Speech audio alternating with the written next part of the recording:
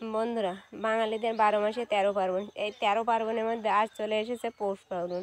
সেই পৌষ পার্বণের ডাকের সন্ধ্যের সময় সবাই পিঠে পুলির কাজে ব্যস্ত থাকবে। তার মধ্যে অনেক নিয়ম কাজ আছে। সেই নিয়ম কাজের মধ্যে এখন আমি প্রদীপ বানাতে যাচ্ছি। সেই প্রদীপ বানানোর জন্য পুকুরের পাড় থেকে মাটি তুলবো। মাটি তুলতে যাচ্ছি আমি এখন। চলো মাটিটা তুলে নিই, তুলে নিয়ে প্রদীপ বানাবো। এই যে পুকুরের পাড়ে চলে এসেছি, এখান থেকেই মাটি নিয়ে নেব। এই যে আমি মাটি তুলে নিয়েছি, মাটি তুলে এখন প্রদীপ বানাতে যাব। এরকম ছোট ছোট করে গুলতি করে নেব, গুলতি করে প্রদীপ বানাবো। এই যে দেখতে পাচ্ছ, তারপরে একটু এই বুড়ো আঙুলের মাথা দিয়ে টিপ দিয়ে দিলাম, দিয়ে এই প্রদীপ বানিয়ে নিয়েছি।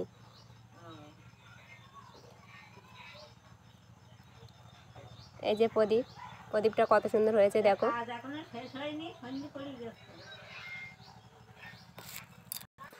বন্ধুরা, আমার প্রদীপ তৈরি করা হয়ে গেছে। এই যে লাইন দিয়ে বসিয়ে রেখেছি। সন্ধ্যের সময় এই পার্বণের নিয়ম শুরু করব আমি, তোমাদেরকে দেখাবো। এটা প্রথম পর্ব তোমাদেরকে দেখিয়ে দিলাম। টাটা, কাঁধা হাতে টাটা, বাই।